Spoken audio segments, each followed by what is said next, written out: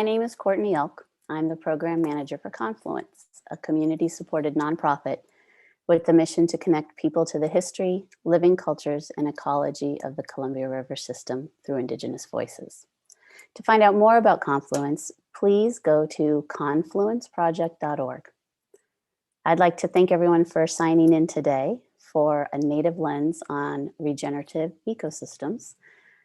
This talk is brought to you in partnership with the Columbia Slough Watershed Council, and I have the honor of having Ryan Banning, the Director of Community Partnerships and Events for the Council, joining me as moderator. I would also like to give a deep thank you to the Native people of the Columbia River Basin that call this place home for their care of the land and water and for helping us learn to be better stewards of the place we call home. And Multnomah County Drainage District, your support means a lot. We wouldn't be able to do this program without you, so thank you very much. We'll take a few more minutes as people continue to sign in. We're really appreciative of how many people sign up for this today. It's going to be a good talk, and we want to make sure that everybody gets in before we actually start. So I'll take a few minutes just to remind people, if you want and if you're comfortable, by all means, go to the chat and share who you are and where you're calling in from. It'd be great to see you out there. And during the program, if some questions come to mind, go to the Q&A feature in Zoom. Make sure to select panelists and attendees so that we can see those questions. If you are joining us on YouTube, there's also a place for questions as well. And if you see questions that other people are asking that you are also very interested, go ahead and like it, and that helps us know there's a groundswell of interest in certain areas and questions. So thank you. Thanks for being here. I'm really looking forward to the talk. We've got some great speakers. Yep, and we've got some great guests coming in. Hey, Ryan, how's it going? Good, how are you? Good. Happy to be here. Yeah, me too. Are you recognizing a lot of colleagues in the chat? I'm waiting for them to show up.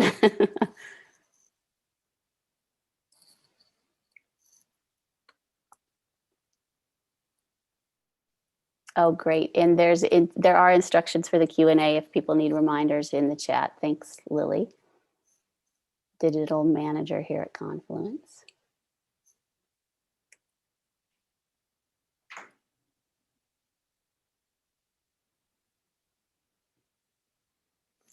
There's Ryan, what are you going to do this weekend? Enjoy this, to enjoy the weather. Folks are joining from the council. Wonderful. Oh, good. Great. I have no plans this weekend, just training a new puppy. Oh, that's a task. I think we'll take about one more minute and then we can begin.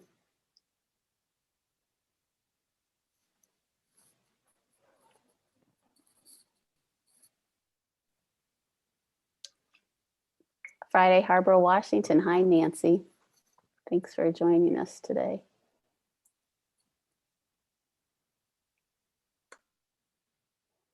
Well, Ryan, it seems like things are filling up. If you would, could you lead us into this talk today? Great. Well, first off, thank you, Courtney. Thank you to the Confluence and our guest speakers for partnering with us today. For those of you who are unaware of the Columbia Slough Watershed Council, we work to protect and enhance the Columbia Slough and the watershed for the benefit of fish, wildlife, and the people who live, work, and play here. Our three pillars or components of our work include our Slough School program, which provides free K-12 environmental science in class and field trip lessons, though now virtual. Our stewardship program undertakes critical habitat restoration work, and our community engagement program works to create meaningful ways for the community to connect to the slough through canoe outings, bird and nature walks, and now webinars. So we encourage folks to check out our website for future programming and events this summer at columbiaslough.org. I am incredibly excited for this discussion and would especially like to thank our guests for taking the time today to be here, share their stories and voice with us. I'm honored to welcome both of the guests. David Lewis, a member of the Grand Ronde tribe, is a recognized researcher, scholar, educator, writer of original histories of the people of Oregon and California, with an extensive record of collaborative projects with regional scholars, tribes, local governments, and communities for over 20 years. Tara Farrow Furman is an enrolled member of the Confederate Tribes of the Umatilla Indian Reservation. She's the manager of the Cultural Resources Protection Program for the tribe and works very closely with Department of Natural Resources staff to inform them of traditional use areas, including first foods resource areas and traditional use lands. So if you all would like to turn on your videos and take a moment to further introduce yourself, that would be fantastic.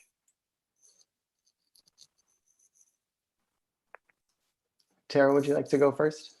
Yeah. Tatkalawat, Inam Lautiwama, in Winnikisha, Wapato Kumin. So good afternoon, my friends. My name is Wapato Kumin. My English name is Tara Farrow Furman. As Ryan stated, I'm an enrolled member of the Confederated Tribes of the Umatilla Indian Reservation. We are a confederation of 3 tribes, the Waiilippu or Cayuse people, the Umatilla Shlum or Umatilla people, and the Walulapum or the Walla Walla people. We signed our treaty with the United States government on June 9 of 1855. In our treaty, we retained reserved treaty rights to hunt, fish, and gather our first foods. I am from Nihiawepu, an area on the Umatilla Indian Reservation near Pendleton, Oregon. And I serve as the Cultural Resources Protection Program Manager, and I've held this position for 16 years and have been employed with the Umatilla tribe for over 25 years. Katiyayo, thank you for having me today. Thank you. David? For some reason, my video doesn't have permission to show. Oh, 1 second. David, we're working on that right now. I'm terribly sorry about that. Dave, I just said as asked to start video there. Thanks, Lily. There we go. All right. Kapai, I'm a member of the Confederate Tribes of Grand Ronde of Western Oregon. I'm descendant of the Saniam, Kalapuya, Chinook, and Takelma peoples of Western Oregon. I used to be the culture department manager at the Grand Ronde tribe, and I currently teach at Oregon State University in anthropology and native studies. But my people, I live in the location of the Saniam peoples in the Willamette Valley. I live in Salem, Oregon, and this was the location of the Chimichita band of the Saniams here in the Willamette Valley. So I'm glad to join you from this location and glad to join the conversation. Thank you, Ryan. Well, we're glad that both of you can join, so thank you. To provide some context around where the idea of this webinar started, 4 districts, including the Multnomah County Drainage District, have managed how water moves in the Columbia floodplains for over a century now. Those who originally created these districts were interested in finding ways to control nature and separate the land and water. Certain perspectives and approaches are beginning to change. Fortunately, a number of community partners have been a part of a local effort to create a new district that is designed to take a more holistic approach to floodplain management with a stronger commitment to improved wildlife habitat, water quality, and equity and social justice. With the creation of the new district and these commitments, we're hoping that today's discussion can be a space to listen and learn from our guests and hear more about what life was like for Indigenous peoples living in and along the floodplains, how the land shaped their lifestyle and culture, how they adapted to flooding, and to learn from traditional ecological knowledge and Indigenous land management approaches and practices today. So with that, I would like to ask David to open up our discussion and to share a bit about what life looked like for Indigenous people living in and along the floodplains.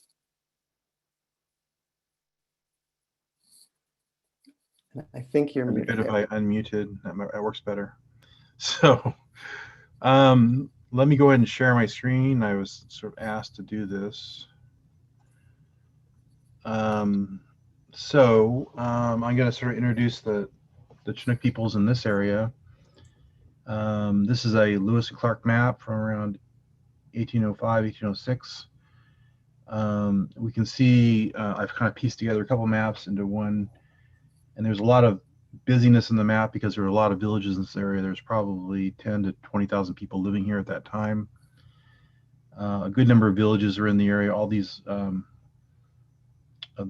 green stars were village sites, and the Multnomas we know of were living at what we call Salvia Island today, and they called it back then Wapato Island.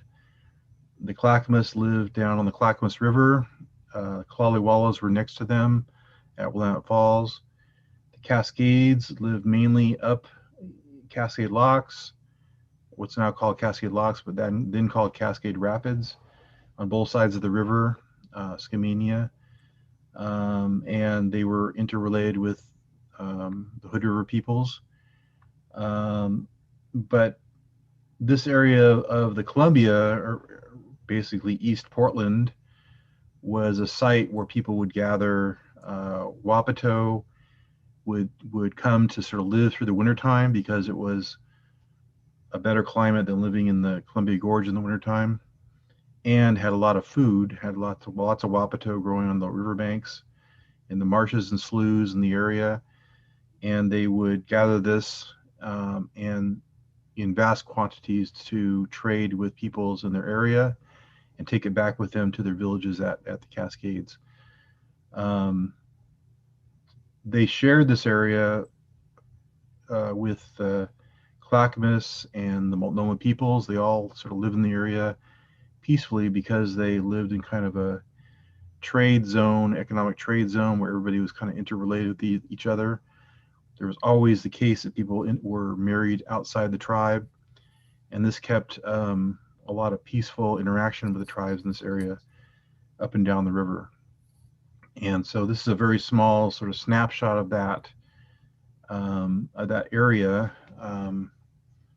And so the main products, if I might change my slide real quick here, if it wants to change, were the Wapato. It appears that sturgeon was a big product in this area. They lived in kind of the same vicinity, the same environment as the Wapato. They were also gathered in the wintertime.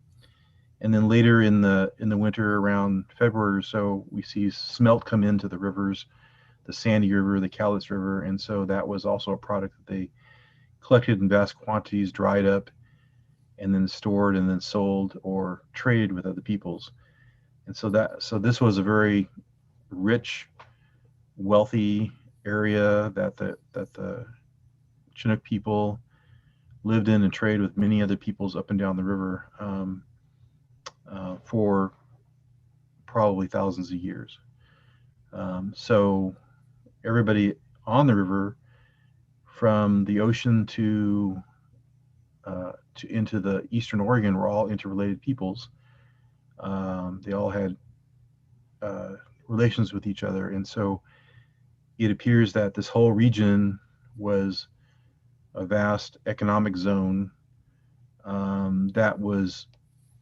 which is much more important to me than thinking of these people as just hunter-gatherers. They were more than just hunter-gatherers. They had lots of laws and rules and ways of interacting with each other that were clearly peaceful and clearly trade relations, economic, and that's what settlers encountered when they came here to take the lands. So many of our people still live here, still live in the Portland area. They still take advantage of these resources. They're still working on restoring our access, restoring our lifeways in the area, and we'll be doing this for many years to come. That's all for now.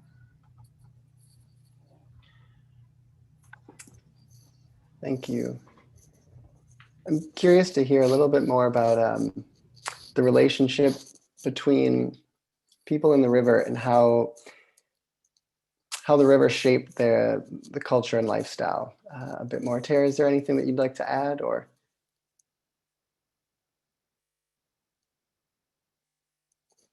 I think you're muted. Sorry. I am, thank you. Aside from the tribes that David mentioned, there are also, lower Columbia Plateau and Columbia tribes that also traveled to the area. Although they didn't live there necessarily permanently and year round, they traveled there through the seasonal round to gather those first food resources. Those include the Confederate tribes of the Umatilla, the Warm Springs, the Cowlitz, the Klickitat, the Yakima, the Nez Perce, Molalla, Wasco, Wishram, and Cascades. And as David mentioned, this area was central and important to trade, economy, and also warfare, because we were allies and that we would push back the enemy tribes that tried to come into the territory, into the area. And so if you think about specifically Willamette Falls being an important fishery, it's very similar to Celilo Falls in that it was a very important fisheries and a trade area as well. And so our ancestors lived all along Nichiwana, the Columbia River, or we call the Big River, and all of its tributaries year round and seasonally as well. So our tribal people were aware of their environment and they understood the river systems. And so specifically like when flooding would occur. And I know a lot of this talk is about flooding, so I want to talk a little bit about that. So like our permanent camps and village sites were typically not located in floodplains. Our temporary camps that were closer to the rivers, those would be in floodplains and during times when flooding would likely not occur. So, our ancestors lived in a very different world than we do today. And that connection that they had with the environment, with the land, was more of a spiritual and physical connection that they had also with the animals of the land, and that they were able to communicate with the animals, and the animals warned them of oncoming events of what I call natural processes, but today we call natural disasters like flooding. And so, having that physical and spiritual connection with the land allowed them to be able to know when something was coming so that they could potentially relocate. And so, floodplains were meant to be continuous and meandering and not to be controlled. And so our ancestors understood that, and they would occupy those areas based upon those first food resources, based upon those connections and intermarriages and intertribal relations that we had with our allied tribes for first food resources, because they were gathering throughout the entire year for subsistence for their everyday life. You mentioned a spiritual connection to the land, and I'm really interested to hear more from you about, specifically in your work, to how that connection shapes your own approach in land management now, and how that relationship with the land in the past has shaped Indigenous approaches to land management and restoration today. I'd love to hear a little bit more about that. Yeah, so we have a creation story in which on this earth, before there were humans, it was all animals. And the Creator told the animals during a council that there's these beings that are going to be coming, and these beings don't know how to live off the land. And so the animals have to teach the beings how to live off of the land. And so the Creator explained to them what these beings were. And our first foods are our water, our salmon and all other aquatic species, our deer and all other big game waterfowl, our roots and our berries. The salmon, he was the first one to stand up and say, I'll give my body to these beings for nourishment for their body. But in return, I'm giving up my voice. So these beings have to be my voice. They have to ensure that I return each year, that I'm honored each year, and that they're being my voice and speaking on my behalf. And the deer stood up, said, I'll give my body to them. I'll give my bones to them for tools. I'll give my skin to them for warmth, for clothing. But I too am giving up my voice, and they have to be my voice. And then all the other animals stood up, and the roots and the berries stood up and said that they would give themselves to the people. But we have a reciprocal relationship and responsibility to our first foods in that we are their voice. We have to ensure that they are managed properly, that they return each year, that we say their names each year, that we gather them each year, that we consume them into our bodies each year, and that we share them with each other and celebrate their return each year. And so that is what we call Tamanwit, or Tamanwit, our unwritten law, and that spiritual and physical connection that we have with the land and the resources. Thank you. David, do you have anything to add to that? That was just about perfect. I'm not sure what I can add. You know, I think that it really does need to emphasize that we have a relationship with the land, and relationship with the animals, and relationship with the plants, and everything has a spirit in it. And so we recognize that, you know, that we are not we're not operating as if everything is a resource. Everything is its own sort of being, and so we can maintain these relationships on a yearly basis, so that we continue this reciprocal relationship over and over and over again.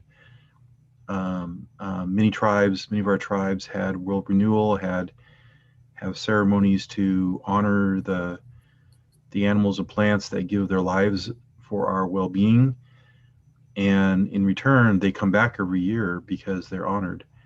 And I don't know, I can't really say much. It was just about perfect what Sarah said. So I think that was great. I also want to emphasize this notion of not living inside the floodplain. I think that's exactly what we're seeing in terms of studies of the Calapooians and the Chinooks on the lower river too.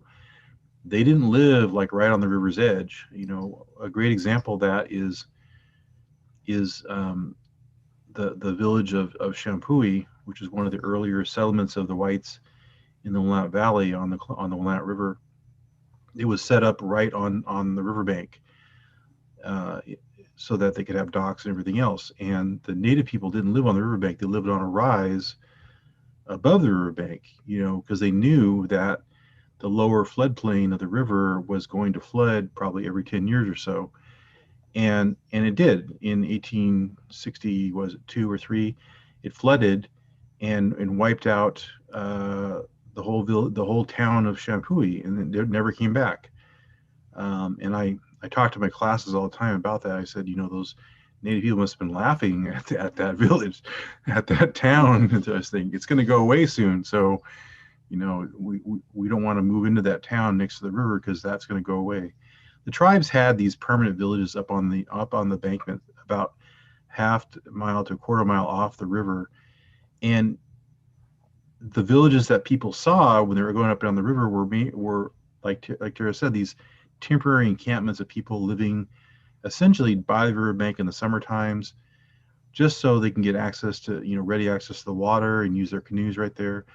But that's not exactly where they lived. They had all their valuables and all their stored foods and everything else up on their main villages off the riverbank. And I think that's a lesson that, you know, Americans really need to learn about the rivers. I mean, you can't control them. They will go their own way, and eventually we're going to have, like we have had, massive floods come through and wipe out whole areas of towns like, you know, Vanport and things like that. So eventually that's going to happen, you know, and we need to sort of perhaps be more respectful of the place we live. Both of your points made me think about recently on a panel through the River Restoration Northwest. Excuse me. This made me think of it. Robin Wall Kimmerer, she was referencing, she spoke about the consequences of an intellectual and philosophical monoculture. And she prefaced that by saying, many of us are aware that a monocultural approach within agriculture leads to instability, smaller yields, less crop diversity, poor soil, and that we're living right now, or we're experiencing the consequences of an intellectual and philosophical monocultural. As you said, David, you mentioned that for too long, many have viewed land as capital and property and natural resources. I guess I'm interested in how do you integrate traditional ecological knowledge and scientific knowledge coming together? How do you view that happening? What are steps forward there? That's a great question. I'm not sure that everybody has the perfect answer to that. I think that we need to somehow reach back into the knowledge that we have from our oral histories, from our elders, and learn. And in many ways, some tribes, we really have to learn what they meant by some of these oral histories, because we really don't know yet. We haven't, our cultures were so interrupted, and so we were so thrust down by colonization, by assimilation, that we forgot much of our knowledge. And so we need to relearn these things in some ways, or some of us do at least. And but I think that there are some lessons, like we're talking about floodplains here, but there's lessons in the fire cycles, and there's lessons all over the place that American civilization has ignored for now 180 years in Oregon, has ignored the fact that we have all these stories, and we know we have all this history, and that our stories are history sometimes, and maybe taking some bits of knowledge and getting the tribes to help us understand the philosophy of living with the environment, in a relationship, a long-term relationship with the environment, can help us to begin putting together projects where we begin to manage the land in the appropriate manner, manage the river fluxes, manage all the forests in the appropriate manners. And I think that, I guess, technologies would help us sort of study it and figure out what's going to work best, and what's the best way to work in this new environment we're in. Because I don't see us necessarily completely changing American culture, but we can access tribal knowledge, get tribes involved in the answers to some of the problems we have today in terms of climate change, and all these things, and use technology to help us live better lives along with the earth. And that's, I think, there is no perfect solution, and we haven't yet tried. That's the biggest problem. I think there's been nobody yet, besides a few tribes, have tried to sort of how to find a way to integrate modern technology with tribal knowledge. And I still feel a lot of resistance on the part of environmental scientists, scientists generally, in accessing native knowledge, or bringing native people into planning groups and that are How so? deciding on our future. Yeah. Resistance in what way? I'm just curious. I don't see any kind of, I was just in a group this morning where we talked about how environmentalists are not really inviting native people in when they want to do native restoration projects. Things like Oak Savanna, and things like that. We're not brought in till the very end to look at what they did, and I'm like, what did you create? How are you going to use that environment? Are you going to harvest from it? Like we did, and like we do, and so why are you creating Oak Savanna if you're not going to harvest from it? So there's all of these really important philosophical questions that need to be answered, and it all much of it revolves around the fact that native knowledge, native peoples are not thought of as partners in this project. Tara, do you have any thoughts as well? Yeah, I agree with what David has said. You know, tribes have managed their cultural and natural resources since time immemorial. We look at land management from a holistic aspect, meaning that those landscapes are all interconnected from the ridge top of the mountains to the floodplains of the rivers. Our first foods span across that entire landscape, and they all coincide with each other. So the management also has to coincide from a landscape and holistic approach. The Umatilla tribe, our Department of Natural Resources, has developed a first foods concept and a first foods mission that is to protect, restore, and enhance the first foods for the perpetual cultural, economic, and sovereign benefit of the Confederated Tribes. And we accomplished this utilizing traditional ecological and cultural knowledge and science to inform population habitat management goals and actions and natural resource policies and regulatory mechanisms. So we are actually utilizing the information from our oral history information, from our place names data, from traditional knowledge about management of our resources, and then applying it to the landscape. We've developed a river vision that we feel is very holistic, that is all about enhancing floodplains, which the floodplains are the river. And so we also have an uplands vision. And so we work really hard to educate people about our river vision so that we can be co-managers of these lands for the resources, because we feel that the tribe brings a lot of knowledge to the table that, like David said, is a lot of times unrecognized or devalued. But like I said, the tribes have been doing it for thousands of years, and we know how to manage and protect our resources. Thank you. I know this is not an easy question, but as a non-native individual, what are ways, I guess, for our audience, I'm hearing that part of it is just a lack of a voice and representation. And what are ways that non-native individuals can advocate or help encourage that type of restoration work and approach and voice? Do you have any thoughts?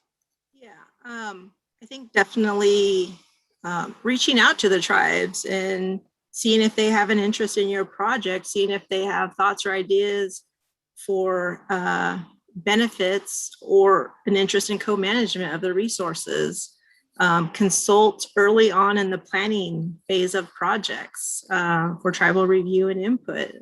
Because like David said, a lot of times we're brought in at the end and we're like, okay, you guys have already got your mindset of what you're going to be doing. Another good thing is education and outreach. Educate yourselves about tribes, their resources, things that are important to them, or ask the tribe to help educate you about them. We do a lot of education and outreach. Other tribes do the same thing. I think also understanding that tribes are sovereign nations and that we may have different views or management practices, but still consulting with us is really important. And I think last but not least is if you have first food resources, specifically plant resources that can be gathered, maybe enter into some type of an access agreement with the tribe so that those community members can go out and propagate those resources, because once you start gathering them, they come back in more abundance, they come back healthier. It's just a benefit for the entire ecosystem. It sounds like wonderful things that we can do. Thank you. I appreciate that. David, do you want to add anything there? Sure. I like this idea of people educating themselves. I think that too much people want to rely upon us to tell everybody our wisdom, and there's just not enough of us to go around. So I think that it would be great if for me, I've been teaching basic Native studies and doing basic presentations about Native peoples for nearly 20 years. And I'm ready to go to the next level, frankly. You know, it's now kind of incumbent upon white people, non-Native people, to begin studying, you know, our culture a little more beforehand, and then maybe we can enter into higher level discussions about all these kind of things that we're talking about. I would love to jump to the next level and be able to sort of work on that plane all the time, rather than have to constantly talk about the basics, like, you know, there's 9 tribes in Oregon, you know, how many times do we got to say that? So it gets a little bit tiresome. So yeah, I would like to jump to the next level. How do we actually solve the problems in our society if we're constantly dealing with the basics, that there's Native people still in the world and that we didn't go extinct and we don't live all in teepees anymore, and, you know, that kind of stuff. Let's do it. I mean, let's start, you know, getting to know the people that have been living in this land for 10,000 years and have lots of knowledge about how to appropriately manage it. Let's learn about that stuff and then approach the tribes and say, hey, I have some ideas and I'd like to learn more from you, and let's do something really good. Thank you. Thank you. Um, Well, I want to be mindful of the time, and we're going to, oh, Courtney. You know, David, your comment there about let's dig deeper, and listening to Tara a few minutes ago, I've been so looking forward to hearing from Confederated Tribes of Umatilla Indian Reservation about their natural resource management, in particular, to get sort of dig deeper and hear some of those specifics about how you are braiding and integrating traditional ecological knowledge, culture, and contemporary technology and science into the actual work that you do. Could you share systems or processes? I don't work in the field of environmental restoration, so but I would love to hear something.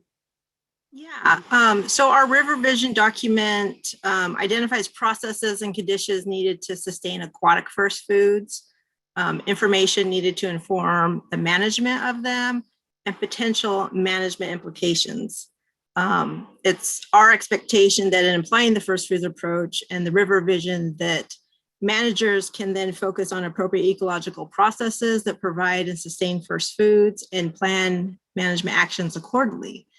The River Vision that I will share with you is an example of the Umatilla River, which is on the Umatilla Indian Reservation, and how those first food approaches can be used to guide water and water quality management.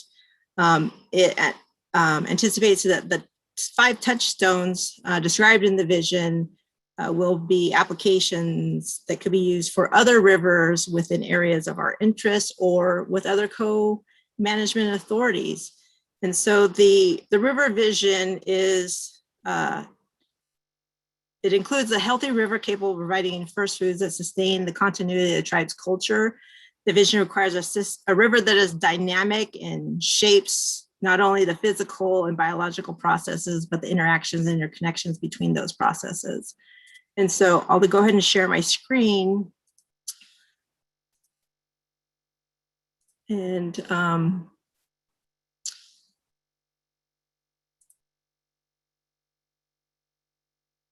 trying to get this to go away so I can share it. So I talked about the first food. So the water, the salmon, the big game, the roots, and the berries. We do have gender roles in our foods. So we have men's foods and women's foods. And I'm just, hold on, there we go. And so it's really important that we focus on the water and the aquatics of those first foods to maintain good water quality and, of course, safe fish to consume for our tribal community. So this slide describes water having really three processes: to capture, store, and release. People don't often think where the water comes from. Basins are large watersheds that catch water. Floodplains store the water, and people sometimes forget this. Humans have created barriers such as dams, levees, and dikes that don't allow our floodplains to store the water. The floodplain, like I said, is the river. If you look at this photograph, the water comes from the uplands and goes all the way down to the floodplains. And floodplains are like a recycling process to produce cool, cold water.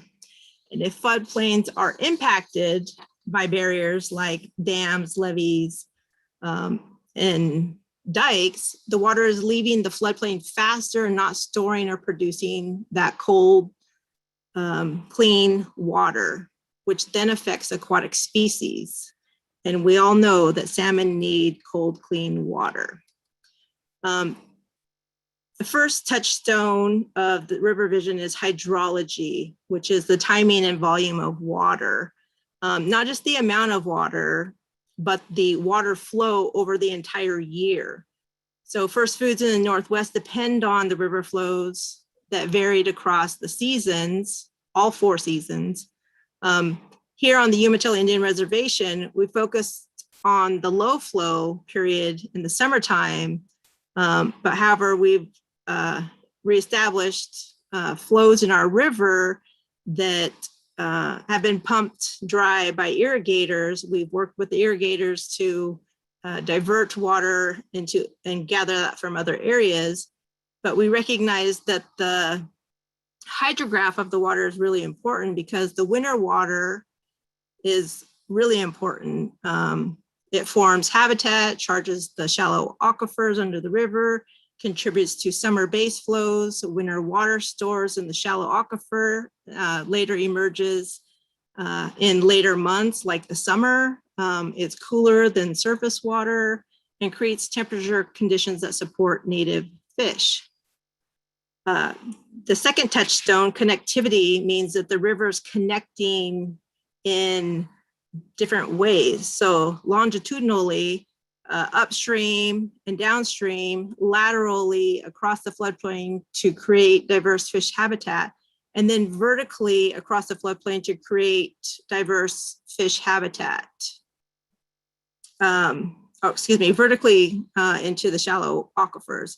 And so when the water is traveling vertically, it mixes with the shallow aquifers and is cooled and reemerges down the river and later in the year. So if you look at the diagram and see the yellow arrows in the middle there, that's illustrating the water going under the gravel bar, and that water upwells into a spring downriver. And from our monitoring efforts, we have determined that water is cooler than other water because of that recycling process. Geomorphology is the third touchstone. The river needs to be accessible through the floodplain. The floodplain has a diverse topography to facilitate surface and groundwater exchange processes that were described in the last slide. When floodplains are developed or they have dikes or levees, then the connectivity and the geomorphology are impaired, and this has a negative effect on water quality, fish habitat, and all aquatic species. The last, or the fourth touchstone is riparian vegetation, which is really important for fish habitat. Large wood contributions to the floodplain that you can see, some of that woody debris on that gravel bar, provide diversity for geomorphology and also provide fish habitat. Vegetation then provides insect habitat and covers the fish. There's also cultural uses to vegetation habitat, such as willows, alders, chokecherry, all those native first food plant resources. And then the last is, that last one didn't show up, but let's see if it shows up here. It is the biota, the actual fish. And so if you have a healthy floodplain, then all of your aquatic species will be there, and all of your riparian resources will also be there. Thank you, Tara. And I think because of the time right now, I want to let everyone know that we are going to move into the Q&A section. So there's a Q&A button at the lower right-hand corner. As we let those questions come in, I'll field those. I have a question while we wait for folks. Where and here we go. Yeah, one of the as I was thinking about this conversation, the topic or an issue that I've been thinking a lot about is the concept of biocultural restoration. And in my own limited understanding, the practice of restoring not only the ecosystems, but the relationship between us and the land. And I'd like to hear just a little bit more about, like, what does that look like in practice to you? How is that relevant to this conversation in terms of restoration work and land management approaches?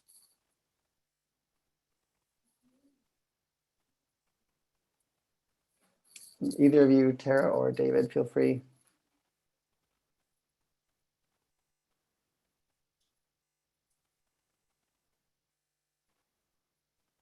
Want me to go, David, or do you want Go to ahead. You're good. Okay. So I think in looking at that, there's a lot of cultural practices that necessarily aren't being done. And so I think providing that cultural continuity in not only to our tribal membership, but to educating our non-Indian members is really important.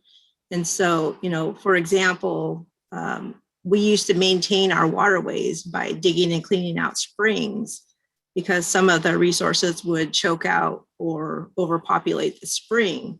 And so the women, that was technically the women's job, as they would dig out those springs and open up those springs and waterways again. And then the abundance of the resources would start coming back. Those areas would be used. And like David mentioned earlier, fire was used a lot to burn our fields and to clean our roots, but also fertilize the ground and keep those minerals in the soil.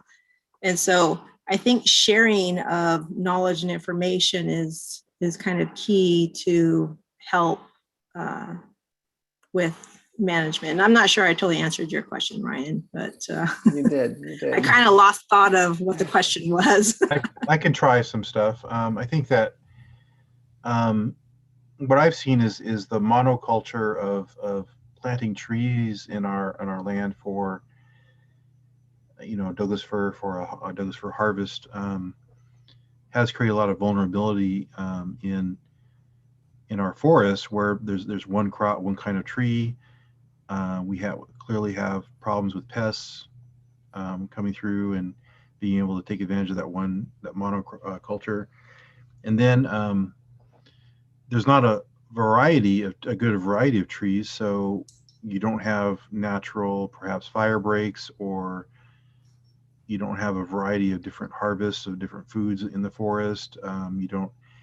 So the environment is so vastly changed that many of the animals and plants that would have originally sort of lived in these forests can't survive very well, and that all has an effect on our rivers, on how long the water sticks around. Certain trees hold more water than other trees, and so that clearly has an effect on holding water in the upland forests and stuff.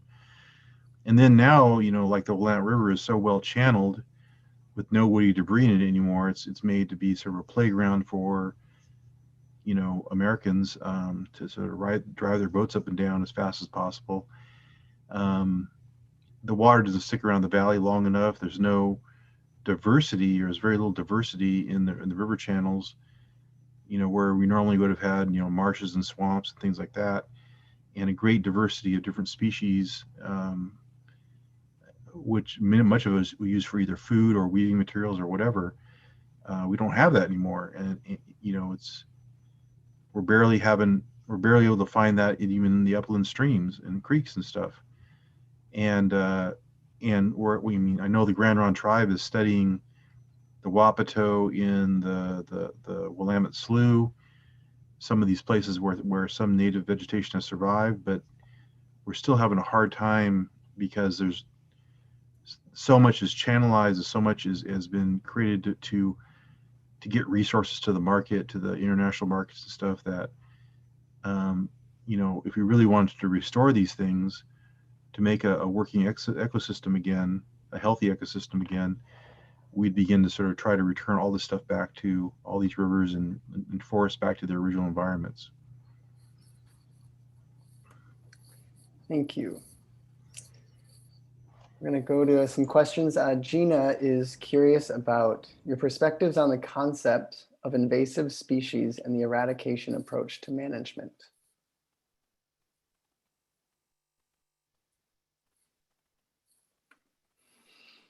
Concept? So we work really hard to try and manage and get rid of the invasive species on the reservation, but also along the riverways. And I think one practice that some of our fishery staff use is that if they've been out in, let's say, the lower Columbia or lower Umatilla River, that when they come back into the office, they sanitize their boots because they may be working in the upper river. And that way they're not, bringing potential invasives to a different part of the waterway. And so we also have an education program to where if we identify a new invasive species on the reservation, we send that email out to all of our natural resources staff to be kind of on the lookout for it. And if they see it, to identify it so we can get a hold of it and handle on it quickly. And I think, in some of the larger ecosystems, specifically in the Willamette Valley, that's a bit harder because the population is a lot larger.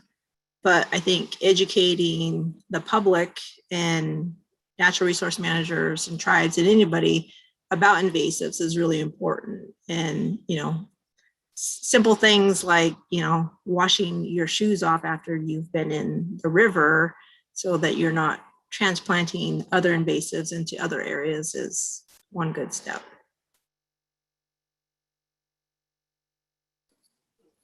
Thank you. This next question comes from Kathy. We have Wapato along the slough, but there are contamination concerns, so it is considered unsafe for consumption. Curious if you know if there are examples of setting environmental regulatory standards for first foods other than salmon. I don't know of any for things like Wapato yet, or even camas. I think it's because they're not considered a commercial crop, so there's not really standards. But there probably should be. There are areas where there's probably more pristine crops that they're trying to restore it. I know the Tualatin National Wildlife Refuge has a pretty good crop of Wapato. But yeah, that area of the Willamette Slough in Columbia is pretty well polluted. So I would be concerned about eating Wapato out of that area. Agreed. And, with the Portland Harbor Superfund cleanup site, CERCLA, I know that the tribes have identified Wapato as a plant resource of importance to them, but I too do not know of any regulations that support any environmental cleanup of that for specifically Wapato. We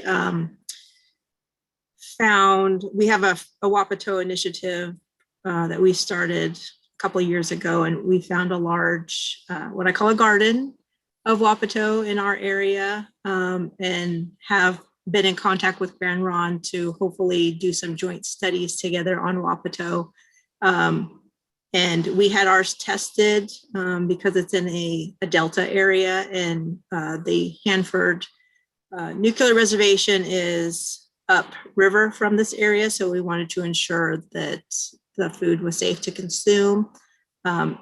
It is in a tributary of the Columbia, and so luckily it has been safe to consume. So the first year we had it tested, we just gathered it, and the next year we actually gathered it for consumption and had a first feast for it last year.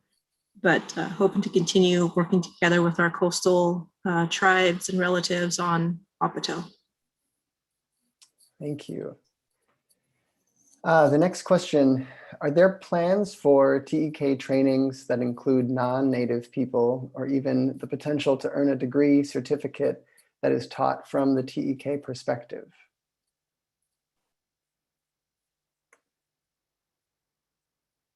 I think the tribes at times do offer some trainings. I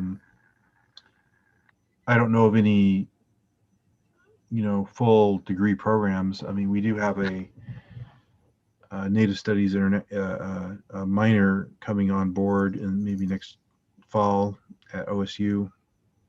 I think the other colleges have these Native Studies, and we do offer enough classes at OSU through myself and other instructors that people could concentrate on TEK if they really wanted to focus their Native Studies minor on that, or even Ethnic Studies minor on that if they really want to. I know the Umatilla tribe has partnerships with various universities and colleges, and our guest speakers and lecturers at them, but I do not know of any specific degree or anything like that. But as David did mention, occasionally there are presentations that are given, but not necessarily trainings. Thank you. Next question. Do you think that there is potential for TEK to reshape our relationships to land, water, air, animals, and plants through policy rooted in our current government structures? Why or why not? Should restoring and centering TEK be a collective societal goal? Tara, do you want to take that? Yeah, that was a lot. So I was going to try and look for it in the Q&A. Would you like me to copy and paste that real quick? I see it right here. Okay. Do I think there's a potential for TEK to reshape our relationships through policy rooted in our current government structure? I think there's maybe the potential now that we have, Deborah Housen in office as the first Native American, but I don't know of any currently. I think for it to become, a federal system, that will take a lot of change in the system. And I don't know that we're anywhere near that right now. I think maybe at a local government level, I think there are some local governments that are willing to work with tribes and willing to build upon those relationships and co-management of them. I think that there are some state agencies that are very supportive of tribes' knowledge and work, and are willing to adapt and make policy change. Restoring and centering TEK be a collaborative societal goal. Wouldn't that be amazing to have done? Yeah, I see. Similarly, I think it'd be difficult right now. The politics don't fit yet.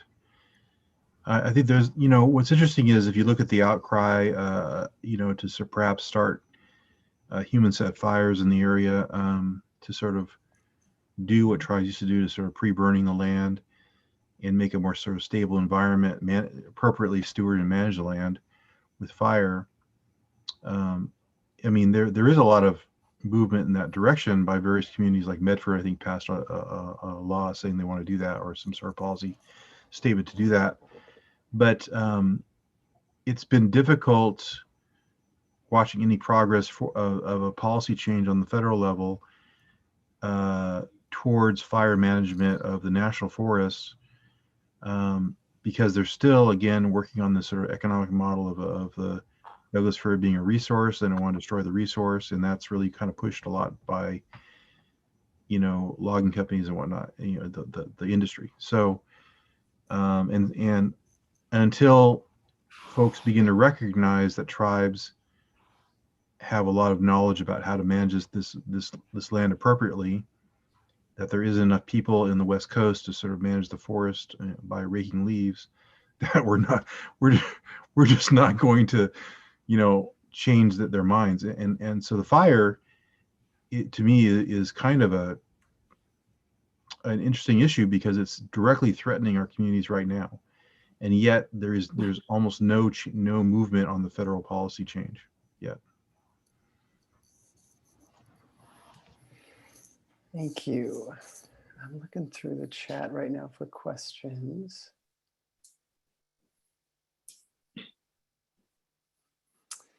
What would culturally respectful and comfortable structures for sharing this deeper knowledge with non-native people look like?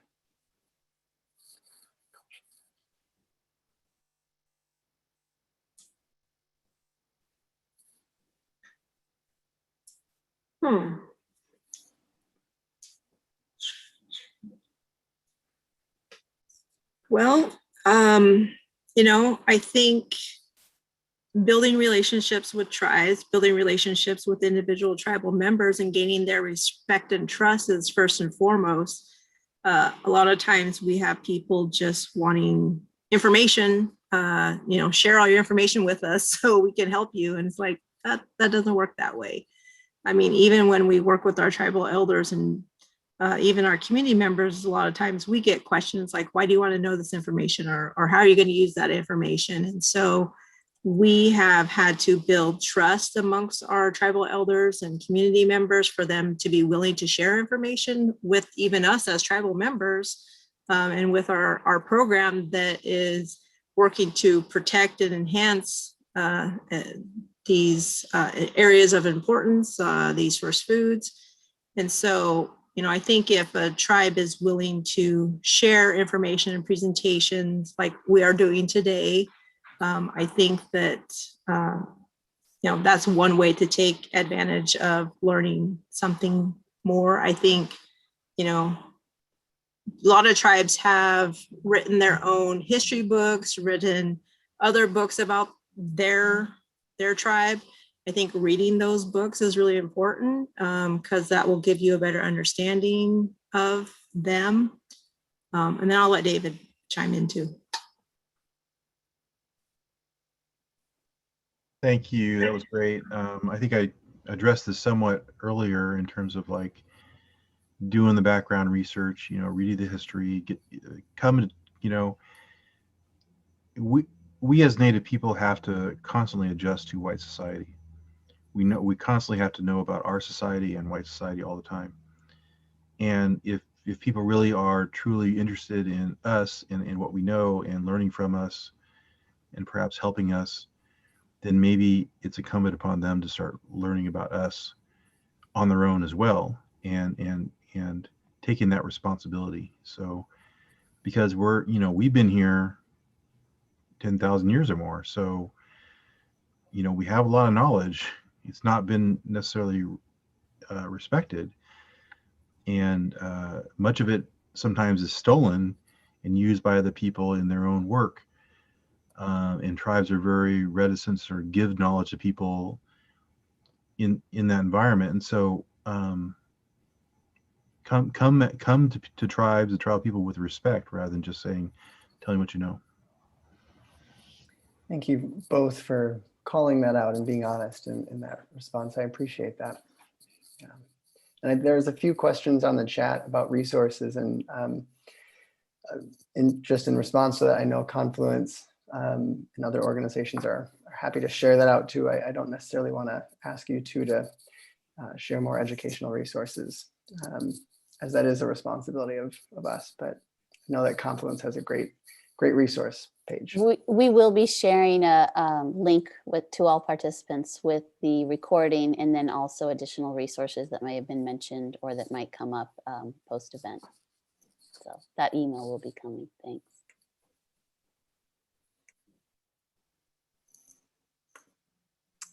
Great.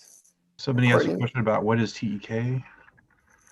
Traditional, either ecological or environmental knowledge, depending how you, but it's basically traditional knowledge of tribes.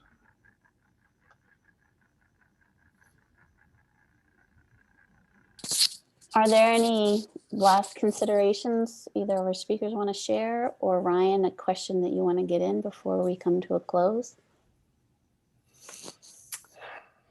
I had several questions that I was curious if I was going to have a chance to ask. We'd love to hear one.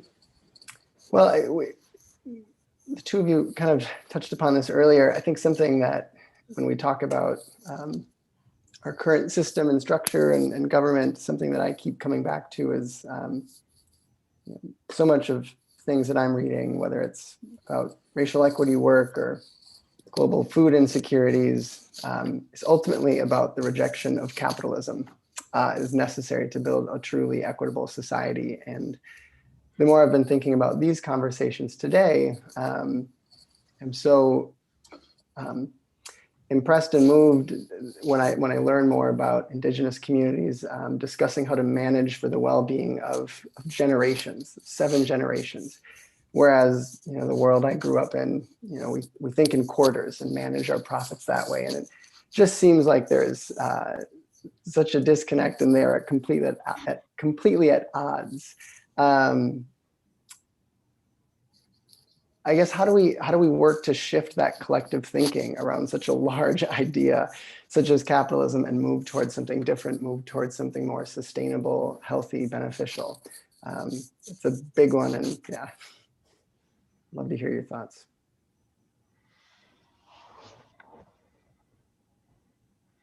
Yeah, I don't know if there, again, is any perfect answers for that.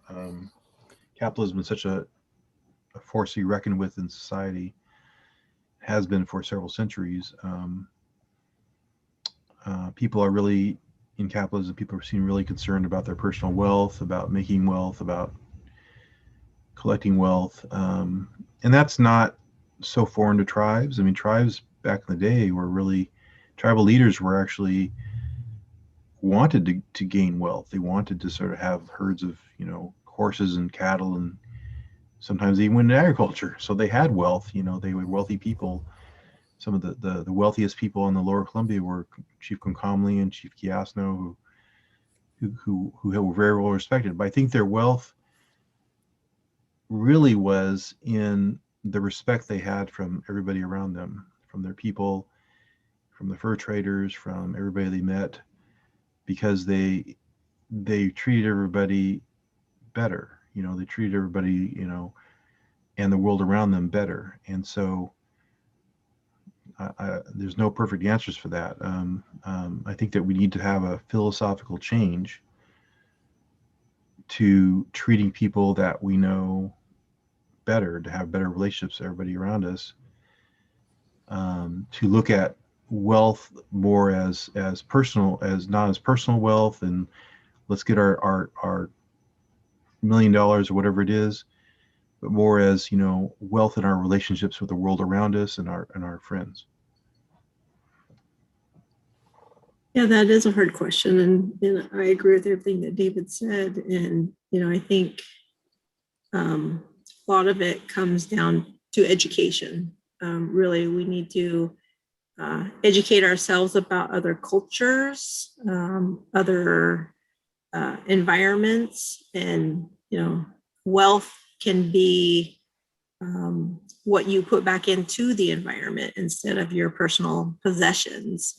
What you do to make the environment better, what you do to make the river better, and the benefit of those resources. Because if we continue to go down the path that we are going in the United States specifically, we're not going to have any food, we're not going to have any water, there's lots of things that are impacting our environment, and our foods will not be safe to eat. And so I think if we are to educate people that, treat the environment good, if you are going to impact a resource, mitigate it and, do something good that's 5 times better in another location, that you're enhancing that location.